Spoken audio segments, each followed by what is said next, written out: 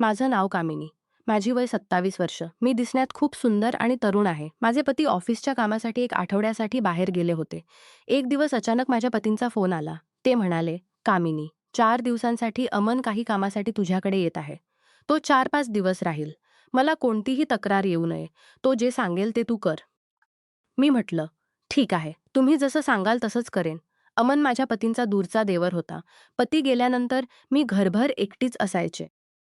मला रोमॅन्टिक सिनेमे पाहण्याचा खूप छंद होता. कधी-कधी सिनेमा पाहताना मी घरकामही करत असे. आज सकाळी मी उठलेच होतो की दाराची बेल वाजली. मी दार उघडलं तर समोर अमन उभा होता. मी त्याला आत येण्यास सांगितलं. तो आत आला आणि म्हणाला, "भाभी, मला 3-4 दिवस राहायचं आहे. तुम्हाला काही त्रास होईल का?" मी म्हटलं, "काय बोलताय?" अमन दिसण्यात खूप स्मार्ट. मी म्हटलं, "हे घर तुमचंच आहे." काही क्षण मी त्याला बघतच राहिले. मग मी म्हटलं, "तुम्ही आधी नाश्ता करा." अमन म्हणाला, "नाही भाभी, आधी मला अंघोळ करायची आहे. अंघोळ करूनच काही खाईन." मी म्हटलं, "ठीक आहे." अमन बाथरूममध्ये गेला. मी स्वयंपाकघरात नाश्ता बनवायला लागले. तिकडेच अमनची आवाज ऐकू आली, "भाभी, टॉवेल बाहेरच विसरलो. कृपया माझा टॉवेल आणून द्या." मी टॉवेल घेऊन गेले. दाराच्या झरोक्यातून अमन दिसला आणि मी थपकले. थोडी घबराटही झाली. मी थोड्यासं कोचून आवाज दिला. अमनने टॉवेल घेतला. मी लगेच स्वयंपाकघरात परत आले आणि कामाला लागले. थोड्या वेळाने अमन माझ्या मागे आला आणि म्हणाला, "भाभी." मी एकदम फिरले. तो मला बघत होता आणि म्हणाला, "मी चहा पीत नाही. मला दूध हवं आहे. दूध देणार का?" मी म्हटलं, "हो का?" म्हणाला, "मला थंड दूध आवडतं." आणि माझ्याकडे हसून बघू लागला. मीही हसले. नाश्ता झाल्यानंतर अमन कामासाठी बाहेर गेला. मीही घरकामात मग्न झाले. पण काम करताना माझं लक्ष वारंवार अमनकडेच जात होतं. पती 1 आठवडा बाहेर होते, त्यामुळे मनात काहीसं रिकामे वाटत होतं. संध्याकाळ झाली. अमन घरी परत आला. मी जेवण बनवलं. दोघांनी जेवण केलं. अमन आपल्या खोलीत गेला. मी स्वयंपाकघरात भांडी घासत होते. रात्री उशिरा झाली होती.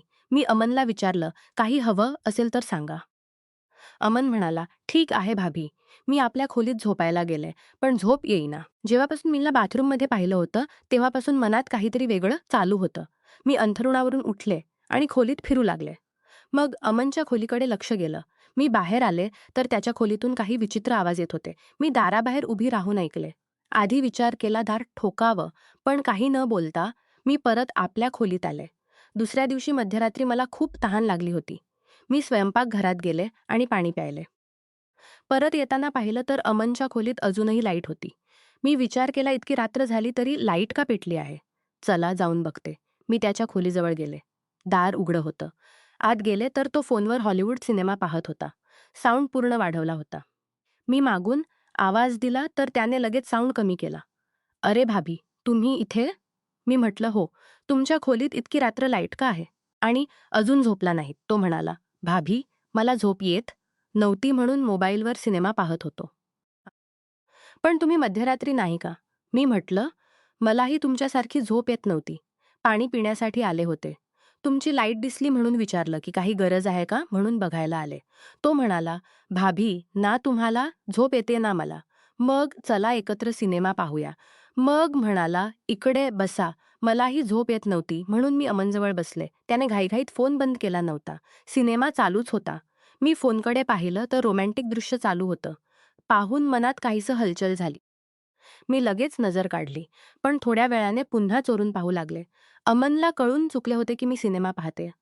त्याने फोन माझ्यासमोर ठेवला आणि म्हणाला, "भाभी, सिनेमा पाहायचा आहे का?" मी म्हटलं, "नाही." तो म्हणाला, "मी पाहणार." मी अमनकडे बघितलंही नाही. त्याने अचानक फोन माझ्या हातात ठेवला आणि म्हणाला, "हॉलिवूड सिनेमा आहे.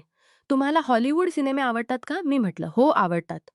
तो म्हणाला, "आवडतात तर मोकळेपणाने पहा. यात लाजायची काय गरज? मला आवडतात, पाहून मजा येते." मग म्हणाला, "असं करूया, सिनेमा टीव्हीवर पाहूया." त्याने सिनेमा टीव्हीवर लावला. मी म्हटलं, "राहू द्या, फोनवरच पाहूया." पण तो म्हणाला, "नाही भाभी, फोनवर खूप लहान दिसतं. स्क्रीनवर मोठं दिसेल.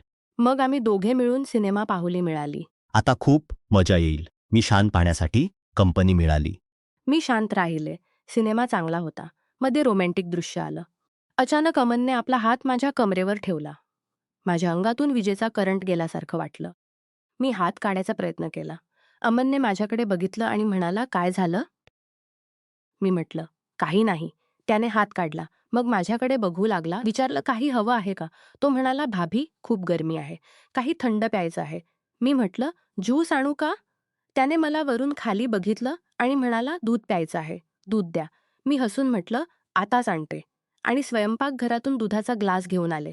आम्ही पुन्हा सिनेमा पाहू लागलो. दूध देताना ग्लास त्याच्या हातातून निसटून त्याच्या कपड्यांवर पडला.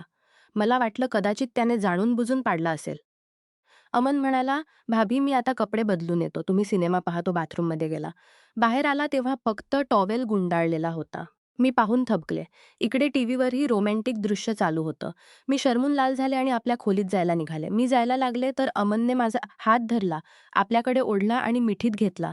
मी म्हणत होते, अमन कृपया सोडा, हे सगळं चुकीचं आहे. अमन म्हणाला, भाभी यात काय चुकीचं आहे? काही चुकीचं नाही. आणि हो, दादांनीही सांगितलंय ना माझी काळजी घ्यायला आणि जे सांगेल ते करायला. कोणत्याही गोष्टीसाठी नाही म्हणू नका. मी आश्चर्याने विचारलं, हे तुम्हाला कसं कळलं? तो म्हणाला, मीच दादांना सांगितलं होतं की असं होऊ नये, की भाभी मला काही विचारूच नयेत.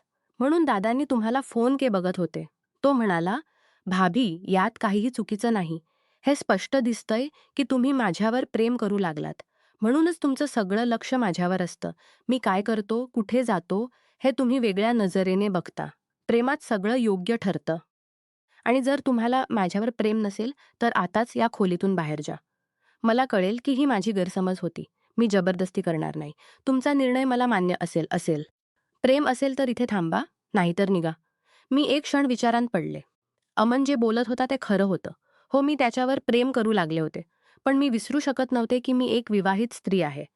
माझे पती मला खूप प्रेम करतात. फक्त काही दिवस दूर आहेत म्हणून मी या क्षणी कमजोर पडायला हवं का? मन आणि बुद्धी दोन्ही गोंधळले होते. शेवटी मी हारले. एकट्यापणा दूर करायला दुसरा मार्ग दिसत नव्हता. अमन समोर उभा होता माझ्या निर्णयाची वाट पाहत. मी हसून अमनला मिठी मारली. त्यानेही मला घट्ट मिठीत घेतलं. मग आम्ही पाहता पाहता आम्ही एक झालो. पुढच्या दिवशी रात्री अमन माझ्याकडे आला आणि म्हणाला, भाभी आज पुन्हा एक रोमॅन्टिक हॉलिवूड सिनेमा आणला आहे. लवकर या खोलीत. मला वाट पाहवत नाही. मी हसून म्हटलं, तुम्ही जा, मी येते. मग आम्ही पुन्हा सिनेमा पाहिला आणि जवळ आलो. अमन इथे राहिला तोपर्यंत असंच चालू राहिलं. रोज रात्री सिनेमा पाहून वेळ घालवत. एक दिवस अमनचं काम संपलं आणि तो निघाला. जाताना त्याने वचन दिलं की लवकरच परत येईल. पण तो गेल्यानंतर मला खूप भारी वाटलं. रात्री एकटी असताना माझ्या मनात पश्चात्ताप भरायला लागला. मी एक विवाहित स्त्री आहे. माझे पती मला पूर्ण विश्वासाने सोडून गेले होते. अमनने दादांच्या शब्दांचा गैरवापर करून माझ्या कमजोरीचा फायदा घेतला होता. आणि मीही क्षणाच्या आकर्षणात आपली जबाबदारी विसरले होते. अशा क्षणी दिल रिश्त्यांना नाही तर फक्त इच्छा ओळखतं, हे खरं आहे. पण त्या इच्छेला बळी पडून आपण आपल्या घरातील विश्वास तोडतो. तेव्हा परिणाम फक्त आपल्यापुरता राहत नाही. कुटुंब, नाती आणि स्वतःची आत्मसन्मान या सगळ्यांना इजा पोहोचते. अमन परत आला तरी मी ठरवलं की आता अशी चूक पुन्हा होणार नाही. माझे पती परत आले तेव्हा मी त्यांना काही सांगितलं नाही. पण मनात झाली तरी तिच्यापासून शिकून जबाबदारीने वागायचं नाही. एकदा चूक झाली तरी तिच्यापासून शिकून जबाबदारीने वागायला हवं. प्रेम हे म्हणजे विश्वास, जबाबदारी आणि एकमेकांचा सन्मान राखणं. नमस्कार मित्रांनो, तुम्हाला ही कथा आवडली असेल तर चॅनलला सबस्क्राईब करायला विसरू नका. आणि यापेक्षाही अधिक रंजक व्हिडिओ पाहण्यासाठी माझ्या चॅनेलवर नुकताच अपलोड केलेला नवीन व्हिडिओ नक्की पहा. तो तुम्हाला खूप आवडेल, अशी मला आशा आहे.